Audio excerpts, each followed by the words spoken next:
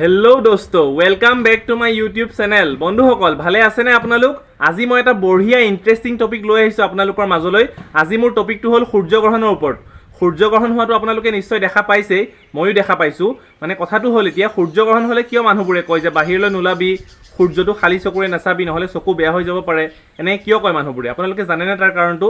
আজি মই তাৰ চাইণ্টিফিক কাৰণটো আপোনালোকক ক'ম এই ভিডিঅ'টোত, তো সকলোৱে মোৰ ভিডিঅ'টো শেষলৈকে চাই থাকিব।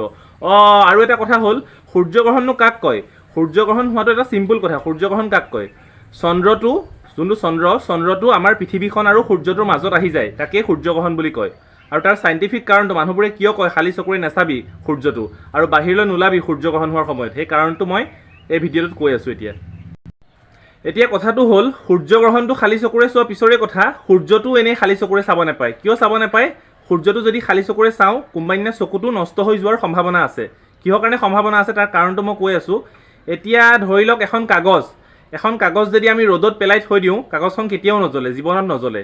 কিন্তু সেই কাগজখন যদি আমি সূৰ্যৰ পোহৰটো আতচি কাঁচ জানেনে? মেগনিফাইং গ্লাছ বুলি কয় আতচি কাঁচেৰে যদি সূৰ্যৰ পোহৰটো আমি কাগজ এখনত পেলাই দিওঁ, সেই কাগজখন জ্বলি যাব। কাগজখন জ্বলি পেলাই শেষ হৈ যাব। সেই তেনেদৰেই যোনটো আতচি কাঁচৰ ছিষ্টেম আছে, কাগজখন জ্বলাই দিয়া ছিষ্টেমটো, সেই ছিষ্টেমটো আমাৰ চকুত আছে। আমাৰ চকুৰ যোনটো গ্লাছ আছে, সেই গ্লাছখন আতচি কাঁচতকৈও 4 গুণ মানে পাৱাৰফুল। আৰু সেই আমি যেতিয়া সূৰ্যটো চাওঁ, সূৰ্যটো চালে চকুৰ গ্লাছখনে যোনটো সূৰ্যৰ পোহৰটো, সেই পোহৰটো মানে একে ঠাইত আনি পেলাই আমাৰ চকুৰ যোনটো ৰেটিনা, সেই ৰেটিনাত পেলাই দিব পাৰে। আৰু ৰেটিনাত পেলাই দিলে ডাইৰেক্ট ৰেটিনাত পৰি পেলাই যেনেকৈ আতচি কাঁচৰে কাগজখন জ্বলি যায়, তেনেকৈ আমাৰ চকুটো মানে নষ্ট হৈ যাব পাৰে। সেইটো কাৰণে আমি সূৰ্যটো মানে সূৰ্যগ্ৰহণ বুলিয়ে নহয়, এনেই সূৰ্যটোৱে খালী চকুৰে চাব নালাগে। যিবোৰ যন্ত্ৰ ওলাইছে, মেচিন ওলাইছে, সেই চশমা ওলাইছে কিবা, সেয়া পিন্ধি পেলাইহে চাব লাগে। যোনটো মানে পিন্ধাৰ কিবা নিয়ম ওলাইছে, সেইটো পিন্ধি চাব লাগে। এনেই মানে খালী চকুৰে চাব নালাগে সূৰ্যটো। এতিয়া বুজি পালেই নিশ্চয় কিহৰ কাৰণে সূৰ্যটো খালী চকুৰে চাব নালাগে। আৰু মই এইটো কোৱা নাই যে আপোনালোকে সূৰ্যটো কেতিয়াও নাচাবই। সূৰ্যটো আপোনালোকে চাওক, কিন্তু ৰাতিপুৱা যেতিয়া সূৰ্যটো ওলায় তেতিয়া চাব, আৰু যেতিয়া সন্ধিয়া সূৰ্যটো অস্ত হয় তেতিয়া চাব। দিন দুপৰীয়া সূৰ্যটো নাচাব। দিন দুপৰীয়া সূৰ্যটো চালে যেনেকৈ আতচি কাঁচখনে যেনেকৈ কাগজখন জ্বলাই দিয়ে, তেনেকৈ আপোনাৰ চকুৰ যোনটো লেন্স, সেই লেন্সখনে আপোনাৰ ৰেটিনাখন জ্বলাই আপোনাৰ চকু ফিনিছ কৰি দিব পাৰে। সেইটো কাৰণে সূৰ্যটো নাচাব। বুজি পালে নিশ্চয় এতিয়া? এনেইতো মানুহে নকয় সূৰ্যটো নাচাবি নহ'লে চকু নষ্ট হৈ যাব। সূৰ্যগ্ৰহণৰ সময়তহে কয় কিয় সূৰ্যটো নাচাবি বুলি?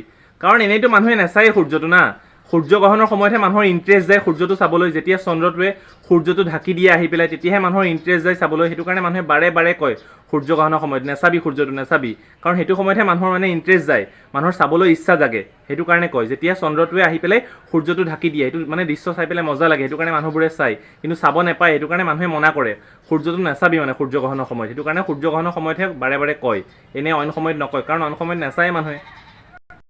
এতিয়া আৰু এটা কথা হ'ল, যেতিয়া আমি অইন দিনা সূৰ্যটো চাওঁ তেতিয়া কি হয় বাৰু? তেতিয়া আমাৰ চকুটো নিজে নিজে এনেকৈ জাপ খাই যায়। সূৰ্যটোৰ ফালে চাই থাকিলে এনেকৈ জাপ খাই যায়, এনেকৈ চকুটো জাপ খাই যায় যেতিয়া আমি সূৰ্যটোৰ ফালে অইন দিনা চাই থাকোঁ। কিন্তু সূৰ্যগ্ৰহণৰ সময়ত যেতিয়া আমি সূৰ্যটো চাওঁ, তেতিয়া আমাৰ চকুটো জাপ নাখায়, কাৰণ চন্দ্ৰই সূৰ্যটো মানে ঢাকিয়ে ৰাখিছে আধা। সেইটো কাৰণে আমি ডাইৰেক্ট সূৰ্যটোৰ ফালে এনেকৈ চাই থাকিব পাৰোঁ সূৰ্যগ্ৰহণৰ সময়ত। এনেকৈ আমাৰ চকুটো এনেকৈ হৈ থাকে, জাপ নাখায়। আৰু জাপ নোখোৱাৰ ফলত কি হয়, সূৰ্যৰ যোনটো ৰশ্মি আছে, সেই ৰশ্মিটো ডেঞ্জাৰাছ ৰশ্মিটো, যোনটো ক্ষতিকাৰক ৰশ্মি, সেই ৰশ্মিটো ডাইৰেক্ট আহি আমাৰ চকুত পৰি আমাৰ চকুৰ ৰেটিনাখন নষ্ট কৰি আমাৰ চকু নষ্ট কৰি দিব পাৰে। আৰু তাৰ ফলত আমি কণা হ'ব পাৰোঁ, চকুৰে কম দেখা হ'ব পাৰোঁ, আৰু বহুত কিবা কিবি প্ৰব্লেম চকুৰ হ'ব পাৰে। সেইটো কাৰণে খালী চকুৰে চাব নালাগে। তাৰো এইটো এটা কাৰণ। বজাৰত কিনিব পায় এনেকুৱা চশমা, যোনটো চশমা পিন্ধি পেলাই মানে সূৰ্যটো চাব পাৰি। সেই চশমাযোৰ পিন্ধিয়ে সূৰ্যটো চাব লাগে, খালী চকুৰে চাব নালাগে। এইটো এটা কথা। আজি বুজি পালেই নিশ্চয় আপোনালোকে। আৰু বহুত মানুহে বহুত কথা কয় আগৰ দিনৰ মানুহবোৰে, যে সূৰ্যটো যেতিয়া সূৰ্যগ্ৰহণ হৈ থাকে তেতিয়া ভাত খাব নালাগে আৰু কিবা কিবি কয়। তাৰ ভিতৰত কিছুমান অন্ধবিশ্বাসো হয় আৰু কিছুমান হয় চাইণ্টিফিক কাৰণ, সঁচা কথাও আছে তাৰ মাজত। আৰু সেইবোৰ মই পিছত মানে নেক্সট বেলেগ এটা ভিডিঅ'ত ক'ম। আজি মই ইমানখিনিয়ে ক'লোঁ ভিডিঅ'টোত। যদি মোৰ ভিডিঅ'টো ভাল লাগিল তেনেহ'লে লাইক কৰিব আৰু চেনেলটো ছাবস্ক্ৰাইব কৰি দিব। আৰু নেক্সট মই এটা সুন্দৰ টপিকৰ সৈতে সোনকালে আহি আছোঁ। এতিয়ালৈ বাই বাই বন্ধুসকল।